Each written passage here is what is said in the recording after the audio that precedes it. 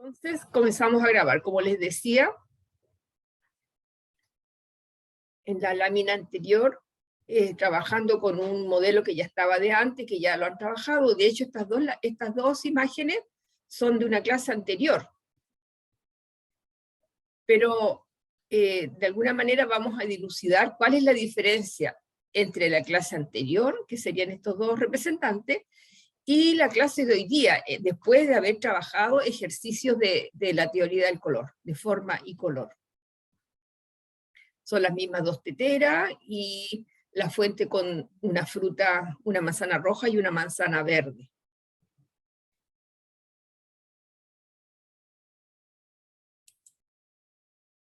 También, este bodegón también es de una clase anterior, antes del ejercicio que se hizo hoy día. Con esto yo quiero un poco demostrar la importancia de estos ejercicios de forma y color, para que los alumnos que no estuvieron en la mañana se animen a hacerlo. Luego vienen las explicaciones.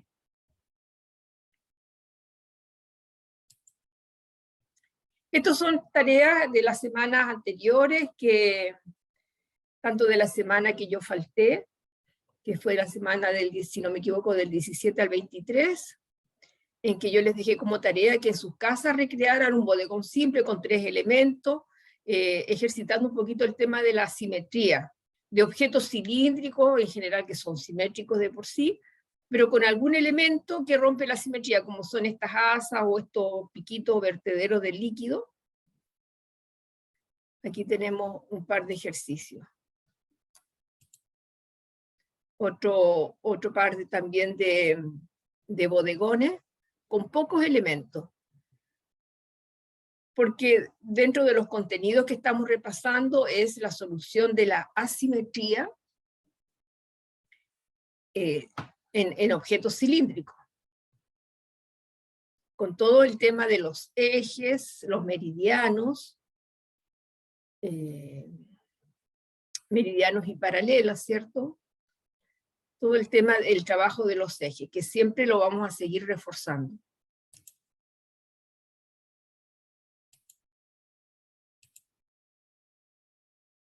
Aquí hay trabajos de Blanca Cruz y de Tomás Loins. Yo tengo que hacer notar, sí, que en general he recibido pocos trabajos. Aparte de lo que estoy mostrando, puede que se me escape alguno, pero en general esto es todo lo que me ha llegado. Y la idea es que todos estén mandando trabajo. Y aquí comienza este ejercicio propio de la teoría del color. La idea es hacer esta gráfica, esta cuadrícula, de 3 columnas, en que la columna del medio, la columna 2, es mucho más ancha que la de los costados. Y como se trata de una escala tonal, por lo menos entre 10 y 12 líneas para ejercitar la escala tonal, que es un aprendizaje que ustedes ya tienen, ¿cierto? Desde el principio de año, cuando ejercitaron con el extracto de nogal. Entonces la idea, aquí tenemos una alumna que está confeccionando la cuadrícula, y aquí ya tiene el comienzo del ejercicio. Con acuarela, por supuesto que lo que estamos viendo, empezar a aplicar la escala tonal en 2 de las columnas, en una de las columnas angostas y la otra amplia, la del medio en las 2. ¿Cuál es el objetivo? Que en el paso siguiente, una vez terminada la escala, en este caso del rojo, empieza la aplicación de la escala verde, con su área de superposición o de mezcla, ¿cierto? Aquí se está mezclando el verde con el rojo, y vemos claramente cómo se va creando este color ocre, también de forma escalonada.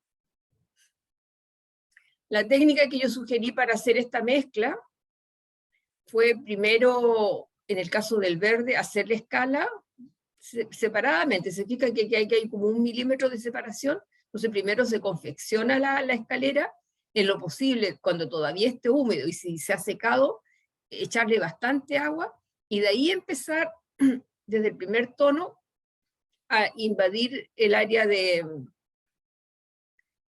mezcla, pero en lo posible con una sola pincelada, a pescar el agua que está aquí y arrasar con ella hasta acá, en lo posible con una sola pincelada. Luego la siguiente, viendo que siempre esté bien húmedo, y si ya se ha secado mucho el pigmento, tal vez echarle una pizquita de nuevo, cosa que avance el pigmento y vaya quedando una película, en este caso, del pigmento verde sobre los pigmentos rojos, así de esta forma escalonada. ¿Se fijan? Aquí todavía se nota la humedad con la que se está aplicando. Y así se va creando una escalera de tonos ocres. Y ese es nuestro objetivo, ¿eh? Hablábamos que el tono ocre también se identifica con los tonos grises, porque la mezcla de los colores siempre va creando tonos más oscureciendo. En cierto modo, el verde oscurece al rojo y el rojo oscurece al verde. Se van oscureciendo mutuamente. Se va creando esta escala intermedia que es más oscura que la que está en los costados. Aquí tenemos ya una escala terminada. Ahora, obviamente cuando los pigmentos son distintos, se crean tonos distintos, o perdón, matices distintos. Cuando hablamos de tonos, estamos hablando a los distintos peldaños, digamos, de la escala tonal. Pero cuando hablamos de matices, es cuando hablamos de mezclas, distintos matices, distintas mezclas. Matices claros, hay matices oscuros, de la misma mezcla. Y así de ahí viene el concepto matizar, que en el fondo tiene que ver, lo relacionamos con el hecho de enriquecer el color. Cuando decimos hay que matizar, es que hay que mezclar, hay que enriquecer el color. Porque esto nos da una riqueza tremenda, una tremenda riqueza cromática.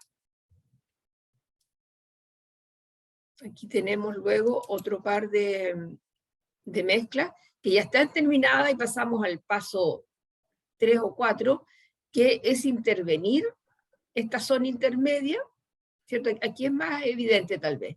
Tenemos la escala roja, la escala verde, aquí tenemos esta área grande de mezcla, de la mezcla del rojo y del verde, pero ahora a su vez también lo seguimos interviniendo con líneas o con pinceladas, no muy gruesas, con distintos colores. Partimos por el celeste, porque les decía yo que el celeste, en el fondo, es el matiz con el que nosotros creamos la sombra, para no usar el negro.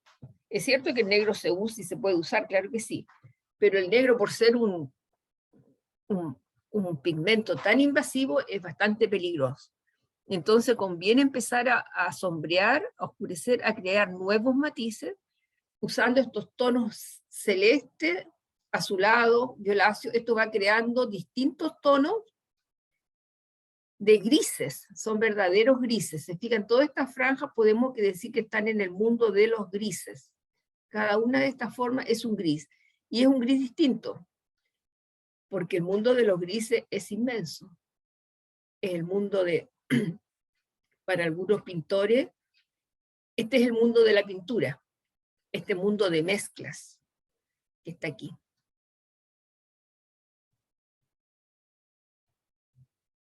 En cualquier momento me dicen, cualquier pregunta, cualquier observación, pueden hacerlo, ¿eh? No duden en hacerlo. Entonces, después de este ejercicio, empezamos de nuevo, retomamos nuestro bodegón. Aquí hay otro par de ejercicios más, en que también es muy claro cómo se nos van creando estos grises, ¿cierto? ¿Por qué nos interesa esto? Porque tenemos precisamente un bodegón en que hay muchos grises, ¿cierto? Grises claros, como los de esta teterita, grises más intensos, más oscuros, como esta otra tetera, como la fuente, como se fija, son grises mucho más oscuros, pero todo es el mundo de los grises. Ahora, ¿cómo hacer grises que no sean áridos, digamos, sino que estén llenos de color? Es precisamente trabajando con estas mezclas que vimos anteriormente. Es aplicar lo que es la teoría del color, aplicarlo al bodegón.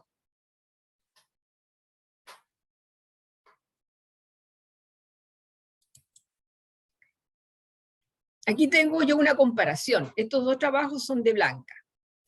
Este de la izquierda, si no me equivoco, Blanca, por favor, corrígeme si no es así, ¿eh? Porque a veces... Profe, me parece que es de Carolina. Carolina, ya. El tuyo, bueno, tiene que estar por ahí también. Pero El aquí, mío es de la derecha, el que tiene el pincel. sí, pero este es de hoy día, que yo quiero hacer la comparación de los trabajos hechos antes del ejercicio y los trabajos hechos después del ejercicio. Pido disculpas por el error, pero voy a pasar al siguiente, que ahí tal vez es más claro, porque este, si no me equivoco, es de Marisol, ¿cierto? Marisol, no sé si está Marisol ahora. Pero ¿a qué voy yo? Que antes del ejercicio, en general, los grises eran bastante, digamos, parejos, planos, digamos, pobres. En cambio, después del ejercicio, ya todo se llena, todo se va llenando de luz y colorido. Los objetos siguen siendo grises, pero están ya más intervenidos por el color. Y de eso se trata, porque la acuarela es netamente un trabajo de color. Pero son colores atenuados por el agua. Esa, digamos, que es la característica de la acuarela. Aquí hay un trabajo que está comenzando Llenara. Lo puse para recalcar la necesidad de hacer una muy buena construcción antes de empezar a aplicar el color. Todo lo que es el trabajo de ejes, de cálculo, de todo lo que tiene que ver con la construcción de la forma. Aquí quiero mostrar algunos trabajos que me llegaron de semanas anteriores y muy bienvenidos. Yo me alegra que estén poniéndose al día y que estén avanzando en los trabajos. Porque cada ejercicio es un paso previo a lo que viene después. Entonces es importante que no vayan quedando esos vacíos. Bien.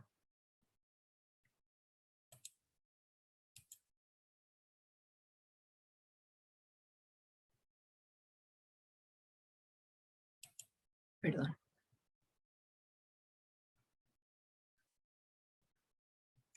Ahora me gustaría saber si quedó claro.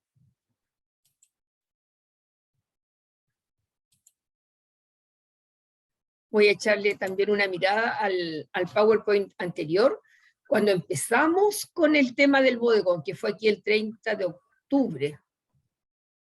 No, perdón, 30... Perdón, en la clase 30 del 4 de octubre. O sea, desde el 4 de octubre estamos trabajando bodegón. Siempre trabajando con una buena construcción.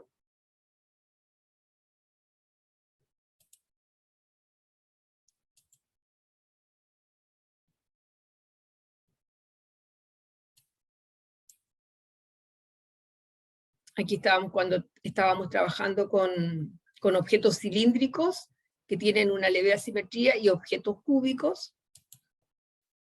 Todavía objetos cilíndricos, pero muy, muy simples, como estos jarritos con una asa, y así. Y aquí me interesa mucho recalcar este tema de que no se olvide jamás el tema de la construcción de la forma antes de comenzar.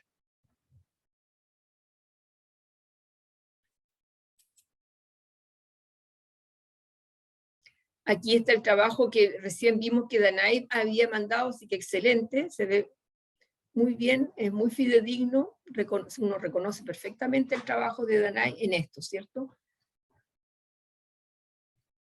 Ahora, lo que sí insisto en que el ejercicio que hicimos hoy día es perentorio que lo hagan, porque después de ese ejercicio inmediatamente se enriquece el colorido del bodegón.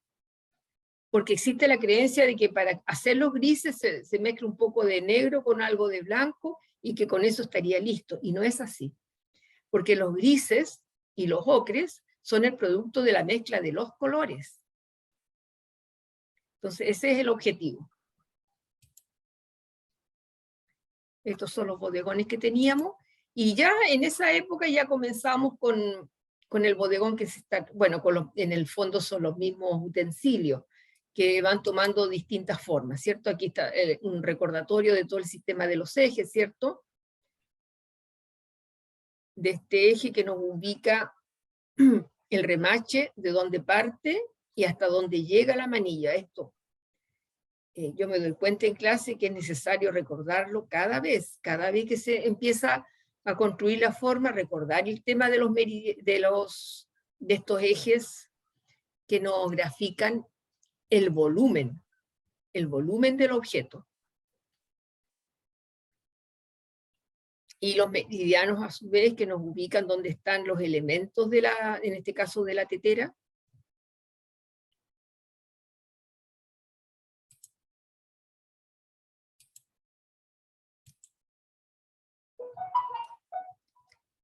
Bueno, bodegones. Como ven, estos son los bodegones de las clases pasadas. A esto me refiero yo, que cuando a los grises les falta el color. Se fijan que es casi prácticamente plano. Es cierto que aquí la alumna hizo una gradación, hay cierta escala tonal, pero falta el color.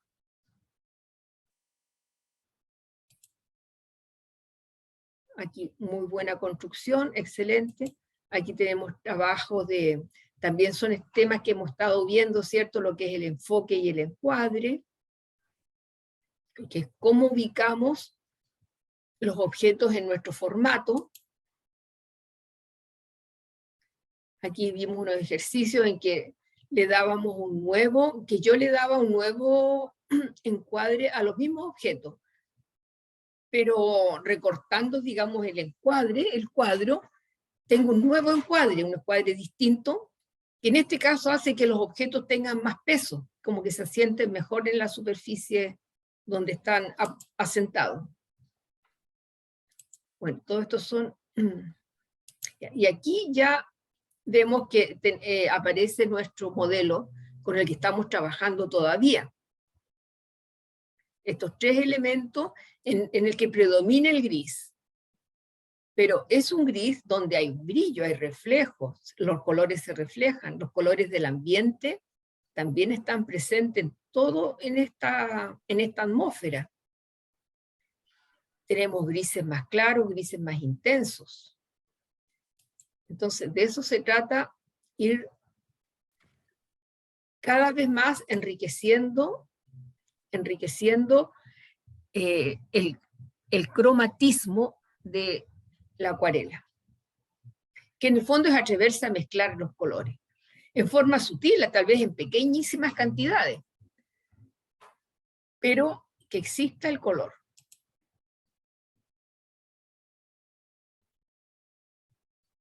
Aquí yo había mostrado algunos ejemplos, ¿cierto?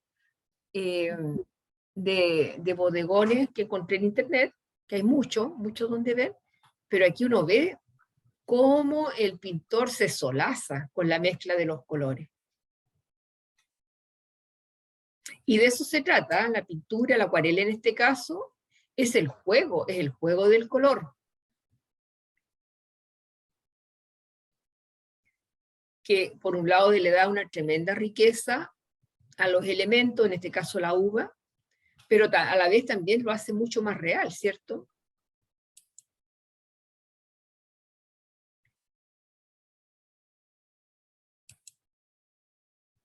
Como les decía, todos estos son de las clases pasadas, es el PowerPoint que vimos hasta la clase pasada, en que la recomendación es que ustedes también en internet observen trabajos en acuarela, que es muy distinto al trabajo en óleo o con cualquier otro material. La acuarela tiene características propias, aquí es muy evidente. Cómo es el juego de los colores. La importancia de la pincelada, que muchas veces la pincelada queda graficada en un solo trazo, y con eso se soluciona tanto la tonalidad como el matiz. Tonalidad en la escala de luz, y matiz que tiene que ver con la mezcla de los colores. La recomendación era hacer la mayor cantidad de mezclas en la paleta o en los dosificadores, y luego aplicarlos en idealmente en forma húmeda, estando la superficie todavía húmeda.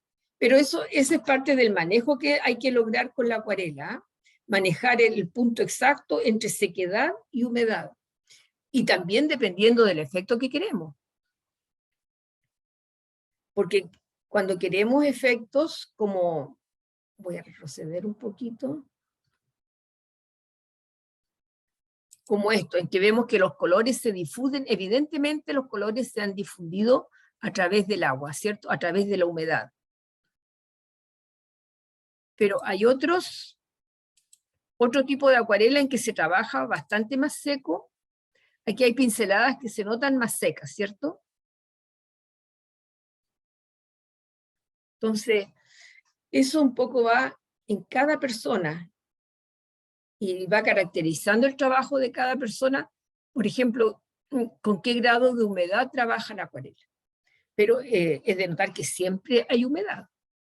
La acuarela, en esencia, es una técnica húmeda.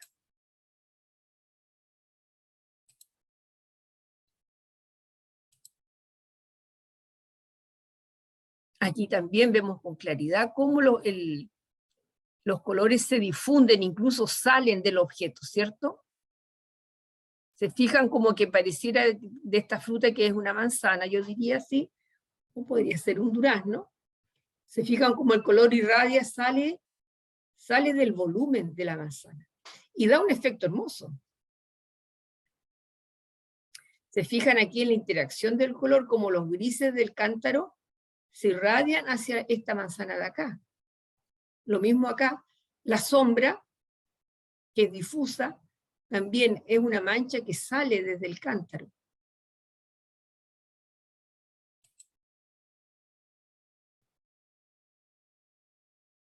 Aquí se ven pinceladas un poquito más secas. No se produce esa difusión capilar tan notoria que vemos en las otras acuarelas, en algunas de las otras acuarelas. Se ven como los golpes más secos, como quien dice, la pincelada un poquito seca que queda marcada.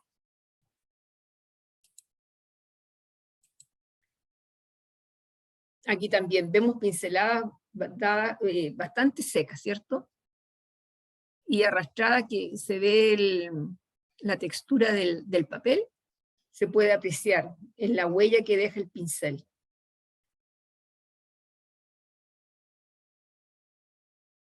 Aquí es interesante notar que todo este fondo es bastante acuoso. En cambio, las pinceladas de aquí en los vasos o los jarritos es mucho más seca.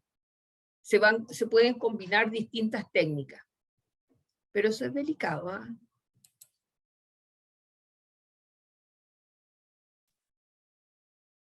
Aquí también otra buena acuarela. Bien.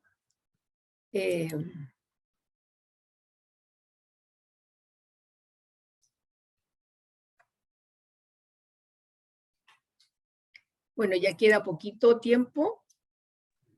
Profesora. Sí, sí, Carla, hola. Bueno, yo le estoy debiendo trabajo, disculpe, profesora, pero esta semana yo me pongo al día. Pero mi duda es, ¿tengo que llevar listo el ejercicio este de los colores el lunes, el martes? No, martes. El martes próximo sería ideal, ¿ah? Ya, para no hacerlo allá, llevarlo listo, para empezar a como trabajar de el lugar, sí, te sirve como ejercicio desde ya, es necesario ejercitar. Ya, perfecto. Y aplicarlo luego al bodegón, que hay varias fotos en el WhatsApp del bodegón, ese que está con las 2 manzanas. Así Ya, que, profesora, gracias.